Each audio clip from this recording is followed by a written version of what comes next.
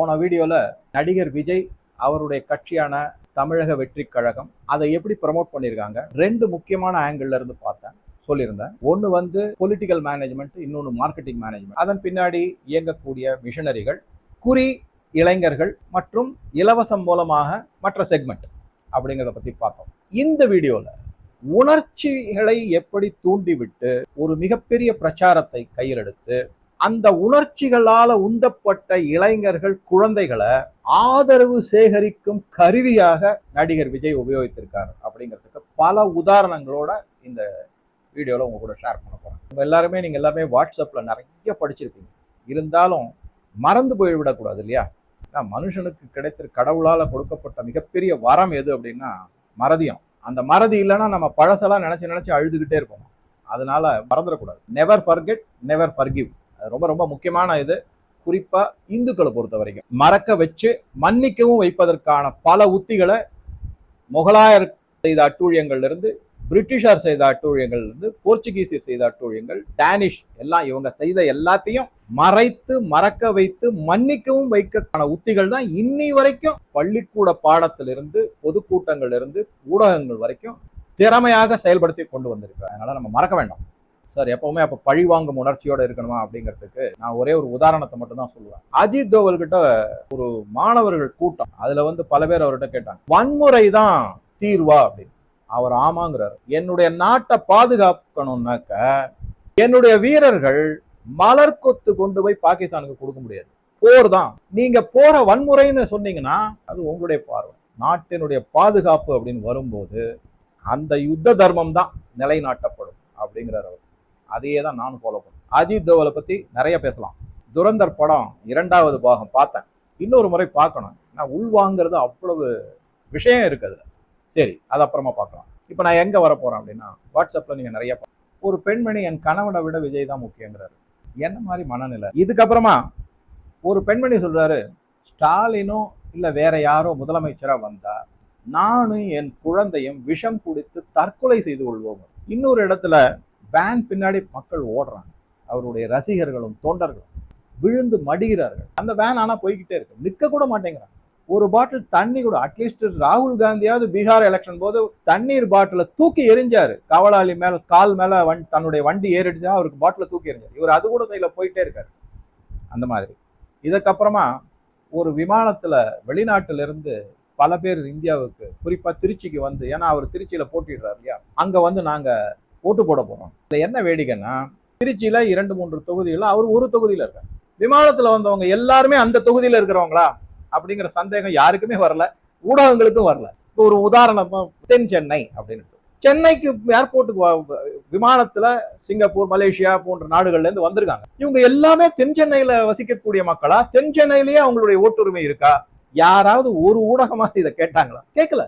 அப்ப நான் கொஞ்சம் யோசிச்சு பார்த்த போது எனக்கு என்ன தோணுச்சுங்கிறத உங்ககிட்ட சொல்றேன். இவர் தன்னுடைய ஒரு படம் இப்ப அது வெளியே வராம நிறுத்தி வைக்கப்பட்டது. அதுலயுமே பல உள்குத்துகள் இருக்கு. இவர் வேண்டுமென்னே செஞ்சாருன்ற குற்றச்சாட்டுகள்லாம் நிறைய இருக்கு. அவர் அதனுடைய விழாவை வந்து வெளிநாட்டுல தான் வச்சாரு. அப்பயும் என்ன குற்றச்சாட்டு நான் படிச்சது என்ன அப்படின்னா, அப்ப பல பேருக்கு இலவசமாக இந்தியாவிற்கு தேர்தல் சமயத்திற்கு வருவதற்கான விமான டிக்கெட்டுகள் கொடுக்கப்பட்டன அப்படிங்கிற செய்தி வந்திருக்கு. அப்ப எந்த விதத்துல இவங்கெல்லாம் சுயமாக சிந்தித்து செயல்படக்கூடியவர்கள், எல்லாம் விலைக்கு வாங்கப்பட்டவர்கள் தான். அது மாதிரி இது ஒரு பக்கம். இந்த மாதிரி பல நிகழ்வு. இதை விட எனக்கு ரொம்ப வருத்தம் தரக்கூடிய சில நிகழ்வுகள் என்ன நடந்திருக்குன்னா, பாத்தீங்கன்னா, ஒரு குழந்தை, ஒரு சின்ன பையன், ஒரு 5-6 வயசு இருக்கும்னு நினைக்கிறேன். அவன் வந்து அவங்க அம்மா அப்பா கிட்ட கெஞ்சறான், கதறான், அழறான். விஜய் மாமா பதவிக்கு வரணுமா, அவர் தாமா பதவிக்கு வரணும், அவரு தாமா வரணும் தமிழ்நாட்டுக்கு, நான் சாமி கும்பிடுறேம்மா அவருக்காக அப்படிங்க. சரி, சாமி கும்பிடுறான்னு நான் நல்லா அந்த வீடியோ பார்த்தேன். அதை அப்படியே பார்க்கும்போது பார்த்தா கீழே நம்ம சாமிகள்லாம் இருக்கு, அந்த ஷெல்ஃப் மாதிரி இருக்கு. அதுல டாப் ஷெல்ஃப்ல Mother Mary with Jesus Christ. இது ஒரு பக்கம். குழந்தை, பெண் குழந்தை, 2 பெண் குழந்தைகள் அழறாங்க. அப்படியே விஜய்க்கு தான் நீங்க ஓட்டு போடணும். அதை தாண்டி இன்னொரு பெண் குழந்தை பார்த்தேன். அந்த பெண் குழந்தை வந்து தன்னுடைய அப்பா கிட்ட கட்டில படுத்திருக்காரு. அந்த அப்பா கிட்ட போய் கெஞ்சுது, அப்பா நீ விஜய் மாமாவுக்கு தான்ப்பா ஓட்டு போடணும், இல்லைன்னா நான் ரொம்ப அழுவேன்ப்பா அப்படிங்கிற மாதிரி. உடனே அந்த அப்பா வந்து, கண்டிப்பா போடுறேம்மா, உனக்காக நான் விஜய். நல்லா யோசிச்சு பாருங்க, உனக்காக, அந்த குழந்தைக்காக. தன்னுடைய சுய அரசியல் அறிவு சார்ந்த இல்ல, உணர்ச்சிகளால தூண்டப்பட்டு, பாசத்தினால தூண்டப்பட்டு அந்த குழந்தைக்காக நான் தாவேக்காவுக்கு ஓட்டு போடுவேன் அப்படிங்கிறார். இதெல்லாம் பார்த்து பார்த்து பார்த்து எனக்கு ஒரு மாதிரி சலிப்பு தான் வந்தது. மேனிஃபெஸ்டோல ஒண்ணுமே கிடையாது. ஆனா இதை தவிர பல இளைஞர்கள் அவங்கெல்லாம் மெத்த படிச்சவங்க வேற. அரசியல் அனுபவமோ, அரசியல் ரீதியான புரிதலோ, ஒரு நிர்வாகம் எப்படி நடக்கும் அப்படிங்கிற புரிதலோ அறிவோ கிடையாது.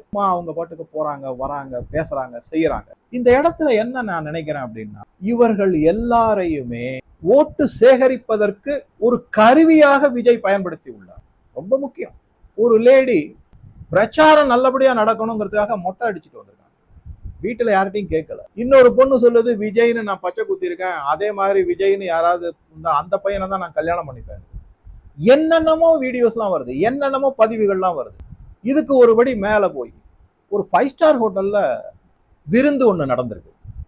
அந்த விருந்துல ஒரு 100 பேர் வரைக்கும் விருந்துல கலந்துருக்காங்க.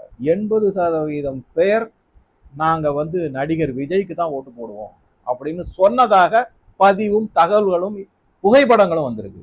ஒருத்தர் இன்னொரு பதிவு ஒண்ணு பார்த்தேன். திடீர்னு எங்க வீட்டுல ஒருத்தருக்கா ஐ திங்க் அது நாய் கடிச்சிருச்சுன்னு சொல்லி பதிவுன்னு நினைக்கிறாங்க. அதனால அவசரமா நாங்க ஹாஸ்பிட்டலுக்கு போனோம். அங்கேயே இருக்க வேண்டியதா போச்சு. அட்மிட் பண்ணிட்டு ஊசி எல்லாம் போட்டாங்க. நாய் கடிச்சதுன்னா ஊசி போட்டுட்டு வீட்டுக்கு அனுப்பிடுவாங்க. அதுக்கப்புறம் தொடர்ச்சியா ஊசி போடும். அட்மிட்லாம் பண்ண மாட்டாங்க. அந்த அளவுக்கு மோசமா இருந்ததாங்கிறது தெரியாது எனக்கு. அங்க தங்கி இருந்தாங்களாம்.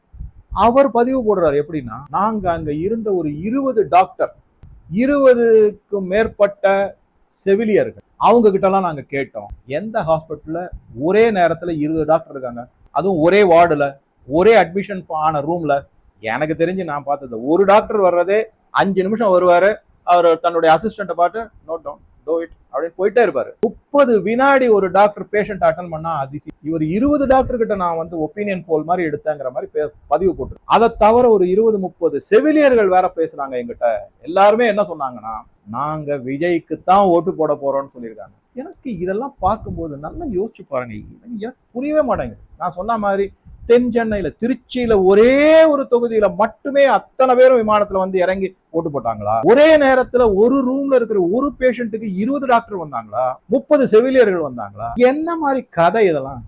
ஒரு குழந்தை நான் ப்ரே பண்றேங்குது, பிள்ளையார் படம் இருக்கு, அதுக்கு மேல ஜீசஸ் கிரைஸ்ட். என்னங்க கதை இது? என்னங்க இதெல்லாம் நான் வச்சு பார்க்கும்போது, இந்த விஸ்காம் அப்படின்னு ஒரு படிப்பு இருக்கு இல்லைங்களா, அதுல நிறைய பேர் சேர்ந்து படிக்கிறாங்க இல்லையா, இந்த விஸ்காம் படிப்பை நடத்தக்கூடிய கல்லூரிகள் மீது ஒரு மிகப்பெரிய குற்றச்சாட்டு இருக்கு. அவங்க எல்லாருமே இந்த மிஷனரி சார்ந்து மற்றும் திராவிடம் சார்ந்த கொள்கைகளை ஊட்டி வளர்க்கப்பட்டு ஊடகங்கள் நிரப்பப்பட்டுள்ளார்கள் அப்படிங்கிற குற்றச்சாட்டு இன்னைக்கும் இருக்கு. உண்மை. அவங்கள வச்சு செய்யப்பட்ட இமேஜ், வீடியோ, பரப்புரை இதுதான். தானா சுய புத்தியோட சுதந்திரமா யார தெருவுல கேட்டாலும் நான் விஜய்க்கு தாங்க ஓட்டு போட்டேன். அப்ப தமிழ்நாட்டுல கிட்டத்தட்ட 85% ஓட்டுனர், 75% மக்கள் இவங்க சொல்றபடி எடுத்தா விஜய்க்கு ஓட்டு போட்டு. அப்ப 234 சீட்ல 233 சீட்டை அவர் ஜெயிச்சிருவாரா? போனா போது, அவர் முதலமைச்சரா முன்னால இருந்தாரு, அதனால ஸ்டாலின் மட்டும் ஜெயிக்க வச்சிருவோம்னு செஞ்சிருவாங்களா என்ன? கிறுக்குத்தனமா இருக்கு இதெல்லாம் பார்க்கும்போது.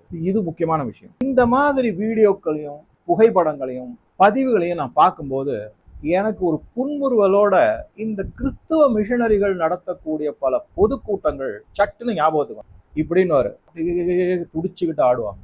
அதெல்லாம் வீடியோ வரும். ஒரு நாளைக்கு மினிமம் ஒரு 10-20 வீடியோ அந்த மாதிரி வரும். அதுக்கப்புறம் குருடர் பார்க்கிறார், செவிடர் கேட்கிறார், ஊமை பேசுகிறார், இது மாதிரி நிறைய வீடியோவை நம்ம பார்த்துருக்கோம். அந்த மாதிரி இன்ஜினியர்டு வீடியோ இந்த விஸ்காம் ஸ்டூடெண்ட்டை வச்சு, அவங்களுக்கும் பாவம் வேலை செய்யணும் இல்லையா, ஒரு அப்பரண்டி ப்ராஜெக்ட் ஒர்க் மாதிரி அவங்க கிட்ட கொடுத்து, எப்பா இதை பாரு, இந்த பையனை வச்சுக்கோ, இந்த குழந்தைய வச்சுக்கோ, இதை வச்சு உங்க அம்மா அப்பா உங்க வீட்டுக்கு போய் இந்த மாதிரி ஒரு வீடியோ எடுத்து உடனே போட்டுரு. சோசியல் மீடியால இருக்கவே இருக்கு.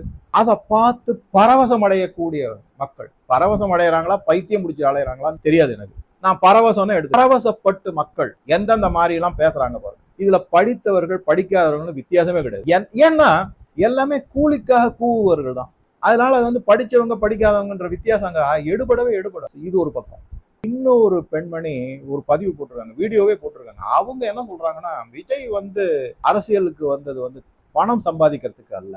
அவர் அரசியலுக்கு வந்தாலும் அரசாங்கத்திலேயே கூட மக்கள் நலன் சார்ந்த எந்த செயலா இருந்தாலும் தன்னுடைய சொந்த காசை போட்டு அரசியல் நடத்துவாரு, ஆட்சி நடத்துவாரு. ஒரு பாயிண்ட் ஆச்சுங்களா? அடுத்த பாயிண்ட் என்ன சொல்றாங்க, அப்படி ஒருவேளை அரசாங்கத்துக்கு கடன் சுமை விட்டால் அவர் சடுதியில 1-2 படம் நடிப்பாரு. அதுல 1000-2000 கோடின்னு லாபம் சம்பாதிப்பாரு. அந்த லாபத்தை அரசாங்கத்துக்கிட்ட கொடுத்து கடன் வாங்காமல் ஆட்சி செய்வார். எனக்கு அந்த வீடியோ பார்த்துட்டு பேசிக் எக்கனாமிக்ஸ், பேசிக் அடிப்படையான பொருளாதாரம், நிதி மேலாண்மை, இந்த அறிவு கூடவா இருக்காது இந்த மக்களுக்கெல்லாம். இதெல்லாம் பார்க்கும்போதுதான் வேண்டுமென்றே இந்த மாதிரி வீடியோக்கள் இன்ஜினியரிங் சொல்லுவாங்கல்ல, அது செய்யப்பட்டு பரப்புரை சிவியரா. இதுல நான் குறிப்பா எதை ரொம்ப உத்து கவனிச்சேன் அப்படின்னா, சாதாரணமா அரசியல் கட்சிகள் எல்லாமே என்ன பண்ணுவாங்கன்னா தேர்தலுக்கு முன்னாடி பிரச்சாரம் பண்ணுவாங்க. ஆனா நடிகர் விஜயனுடைய டிவிகே கட்சி என்ன செஞ்சிருக்காங்கன்னா, தேர்தல் முடிஞ்சதுக்கு அப்புறம் நிறைய பிரச்சாரம் வருது. அவரு பாட்டுக்க கோயிலுக்கு போறாங்கிறாரு, என்னென்னமோ சொல்றாரு. இந்த மாதிரி நிறைய வீடியோக்கள் வருது. எல்லாரும் என்ன குறிப்பா கவனிச்சீங்கன்னா, விஜய் அரசியல்ல நுழைந்த உடனேயே ஒரு பரப்புரை முன்வைக்கப்பட்டது. 20%, 25%, 30% அவருக்கு வாக்கு சதவீதம் இருக்கு அப்படிங்கிறதுலாம் இருந்தது. அதுக்கப்புறம் என்ன பண்ணாங்கன்னா, அது கொஞ்சம் கொஞ்சமா குறைய வரும். 10%, 15%, 12% வரும். என்னை பொறுத்தவரைக்கும் அது வேண்டும் என்றே பரப்புரை செய்யப்பட்டது. ஏன்னா உயிர்ப்புடன் ஒரு பிரச்சாரத்தை வச்சிருக்கணும் அப்படின்னா நடுவுல கொஞ்சம் தொய்வு வந்துடக்கூடாது அப்படிங்கிறதுக்கு இந்த மாதிரி ஆயிடுச்சு அப்படின்னு சொல்லிட்டு மக்களை மீண்டும் கிளப்பி விடணும், தூண்டி விடவேன். அப்ப என்ன பண்ணாங்க, நம்ம தலைவருக்கா, தளபதிக்கா 12% கிடையாது அப்படின்னு மக்கள் உணர்ச்சி வசப்படணும். அதன் மூலமாக அவங்க அதிகரிக்கணும். ஓட்ட மாதிரி கொண்டு வரப்பட்டதுதான். என்னை பொறுத்த வரைக்கும் அது அப்படி கொண்டு வரப்பட்டதுதான். இப்ப பழையபடி எல்லாரும் என்ன பேச ஆரம்பிச்சுட்டாங்க, 25%, 30%, 40% கூட பேசுறாங்க. ஆரம்பிச்சு 2 வருஷத்துல முதலமைச்சர். எப்படி வரும் என்ன? இதை விட இன்னொரு முக்கியமான, பல பேர் பேட்டி கண்ட போது மக்கள்ல, அது இளைஞராக இருக்கட்டும் முதியோர் எல்லாருமே என்ன சொல்றாங்கன்னா, இல்ல சார் ஒரு மாற்றம் வேணும் சார். என்ன மாற்றம்? ஏன் ஒரு நல்ல படித்த தன்னுடைய உண்மையாகவே பெரிய பதவியை விட்டு தமிழக மக்களுக்காக பாத யாத்திரை வேன்ல உட்காந்துக்கிட்டு, ஒன்னும் அதாவது இந்த ஏசி வேன்ல உட்காந்துக்கிட்டு ஜாலியா சொகுசா வாழ்க்கை நடத்துறது, காலார நடந்து, அதுவும் நடுவுல பாவம் அவர் ஒரு வாக்குறுதி வேற கொடுத்துட்டு செருப்பு போடாம வேற நடந்துட்டு இருந்தாரு பாவம் பல நாட்களுக்கு. வேற வழி இது தொடச்சுட்டு, ஆனா அதே உத்வேகத்தோட பிரச்சாரத்துல ஈடுபட்டு இருக்காரு. அவரெல்லாம் மாற்றத்துக்கு நீங்க தேவைப்படல. அவருக்கு ஆதரிக்கணும்ன்ற ஒரு அடிப்படை சிறு அறிவு கூட இல்லை. மாற்றம் வேணும் சார். அதனாலதான் சார், என்ன குவாலிபிகேஷன், என்ன அனுபவம், ஒரே அனுபவம் தான். சினிமால நடிச்சிருக்கேன், சினிமால டயலாக் எல்லாம் பேசியிருக்கேன். 3 மணி நேரத்துல ஆட்சி மாற்றத்தை கொண்டு மக்களுக்கு பாலும் தேலும் ஓட வச்சிருக்கேன். அதுதானே மாற்றம். சரி, சில பேருக்கு உங்களுக்கு தோணலாம் நான் கொஞ்சம் அதிகமா பேசுறேன்னு. இருக்கிற ஆதங்கத்துக்கும் சலிப்புக்கும் இது ரொம்ப கொஞ்சமா பேசியிருக்கேன்னு எடுத்துக்கோங்க தயவு செஞ்சு. பிரச்சார உத்திகள் இந்த இடத்துல, போன வீடியோல நான் சொன்னது பொலிட்டிக்கல் மேனேஜ்மெண்ட், மார்க்கெட்டிங் மேனேஜ்மெண்ட். இந்த இடத்துல என்ன அப்படின்னா, மார்க்கெட்டிங்லயே எமோஷனல் மார்க்கெட்டிங்னு ஒரு சப் டாபிக் இருக்கு. இது ஒரு சின்னதா நான் படிச்சதுனால அதை சொல்றேன். இந்தியாவில் விக்ஸ் வேப்பர் ரப், உங்க எல்லாருக்குமே தெரியும் விக்ஸ். அதை அறிமுகப்படுத்திய மார்க்கெட்டிங் குருன்னு சொல்லுவாங்க இந்தியாவில். அவர் எனக்கு ப்ரொஃபஸரா இருந்தார். அவர் பேரை சொல்றது எனக்கு ஒன்றும் தயக்கமும் கிடையாது. ப்ரொஃபஸர் நார்வேக்கர். அவர் எங்ககிட்ட பாடம் நடத்தும் போது என்ன சொன்னாருன்னா, விக்ஸை நாங்க எப்படி ப்ரமோட் பண்ணோம், எப்படி கொண்டு போய் மக்கள்கிட்ட சேர்த்தோம்னா உணர்ச்சிகளை தூண்டித்தான் அப்படிங்கிறார். ஒரு அம்மா ஜன்னல் வழியா பார்த்துக்கிட்டே இருப்பாங்களாம். அவங்களுடைய பையன் மழையில நனைஞ்சுக்கிட்டு வந்துகிட்டே இருக்காங்க. அவங்களுக்கு ஒரே பதபதப்பு, பதட்டம் எல்லாம் இருக்கு. வந்த உடனே தலையில துண்டை போட்டு தொடச்சி இடைச்சி எல்லாம் வீட்டுக்குள்ள வந்த உடனே எல்லாம் செய்யறாங்க. அவன் ரொம்ப அச்சுமுச்சுன்னு தும்புறான், கஷ்டப்படுறான் அப்படின்ன உடனே டக்குன்னு அவனை படுக்க வச்சு இவ்வளவு விக்ஸ் வேப்பர் அப்படி வழித்து எடுத்து தடவுறாங்க. 5 நிமிஷத்துல அந்த பையன் பிரமாதமா மூச்சு விடுறான். அதுல கிராபிக்ஸ்ல அந்த ஆரோ மூக்கு வழியா வெளியே போறது இதெல்லாம். அப்ப 2 பேரும் கட்டி அணைச்சுக்கிறாங்க. அந்த சமயத்துல அந்த அம்மாவுக்கு உடனடியாக தன்னுடைய கணவருடைய ஞாபகம் வரும். அவரும் இதே மாதிரி மழையில நனைஞ்சிட்டு வராரு. அந்த மாதிரி மழையில நனைஞ்சிட்டு வந்தோடனே அவருக்கு பையனுக்கு எந்த அளவுக்கு விக்ஸ் எடுத்து தடவினாங்களோ அதை மாதிரி 3 மடங்கு விக்ஸ் எடுத்து தடவுறாங்க நெஞ்சிலெல்லாம். அவரும் இதே மாதிரி கிராபிக்ஸ் மூலமாக மூச்சு விடுவது எல்லாமே, அவர் உடல் நலம் சரியாவது எல்லாம் குதூகலமாக அந்த 3 பேரும் சேர்ந்து ஒரு மாதிரி டான்ஸ் ஆடுவார். இது ஒரு விளம்பர படம் விக்ஸுக்காக. அது அவருடைய கான்செப்ட். அது இதை வச்சோம், சூப்பர் சக்சஸ் சார். ஆனா விக்ஸ்ல ஜலதோஷத்தை குணப்படுத்துவதற்கான எந்த மருந்தும் கிடையாது. அதுக்கு பேரு லோக்கல் இரிட்டன்ட் அப்படின்னு ஒண்ணு இருக்கும், மென்தால்னு வாங்க. அதை வச்சிங்கன்னா உங்களுக்கு மேலால ஒரு எரிச்சல் மாதிரி ஒண்ணு வரும். அது உள்ள இருக்கிறத அமுக்கி விடும். ஆனா அதன் உணர்ச்சிகள் தூண்டுவதன் மூலமாக அந்த விக்ஸ் மிகப்பெரிய சக்சஸா ஆச்சு அப்படின்னு எங்களுக்கு பாடம் எடுத்தாரு. நான் இன்னைக்கு 1991 நான் பாஸ் பண்ணேன். கிட்டத்தட்ட 34 வருடம், 35 வருடத்துக்கு அப்புறம் இன்னும் ஞாபகம் வச்சிருக்காரு. இந்த மாதிரி தான் மார்க்கெட்டிங். உணர்ச்சிகள் தான் ரொம்ப ரொம்ப முக்கியம். அதை சரியான நேரத்துல டச் த ரைட் கார்டு அப்படின்னுவாங்க. அதை மட்டும் பண்ணிட்டாங்கன்னா மார்க்கெட்டிங் சக்சஸ் தான். இந்த இடத்துல குறிப்பா ஜென் இசட்னுடைய உணர்ச்சிகளை பலவிதமான நேரேட்டிவ்ஸ்னு சொல்லக்கூடியது எல்லாத்தையும் வச்சு அதன் மூலமாக நடிகர் விஜய் இந்த ஜென் இசட ஒரு மயக்க நிலை, ஒரு பரவச நிலை, ஒரு பைத்தியம் பிடித்த நிலையில கொண்டு வந்து தள்ளிட்டாரு. இது ஜென் இசட் மட்டுமல்லாம கீழே இருக்கிற குழந்தைகள் அளவுக்கு வந்து விட்டது. அந்த குழந்தைகள்லாம் ஒரு மாதிரியான மனநிலையில இருக்காங்க. அதனுடைய தாக்கம் என்ன அப்படிங்கிறத என்னுடைய 35 வருட மாணவ மாணவிகளோடு பழகிய அனுபவத்தை வச்சு நான் தெரிந்து கொண்ட சில உண்மைகளை வச்சு அடுத்த வீடியோல உங்க கூட ஷேர் பண்றேன். தயவு செஞ்சு எல்லா வீடியோவும் ஒன்னா பாருங்க, பல பேர்கிட்ட எடுத்து சொல்லுங்க. என்னுடைய ஒரே இது என்னன்னா, நான் இதை ஒரு 2 நாளைக்கு முன்னாடில இருந்து ரெக்கார்ட் பண்ணியிருக்கேன். எக்ஸிட் போல் வந்து அதை பத்தி அதுல என்னென்ன வரப்போகுது என்னங்கிறது தெரியாது, பத்தி பார்க்கணும். ஸோ உங்க கருத்துக்களை பதிவிடவும் நன்றி.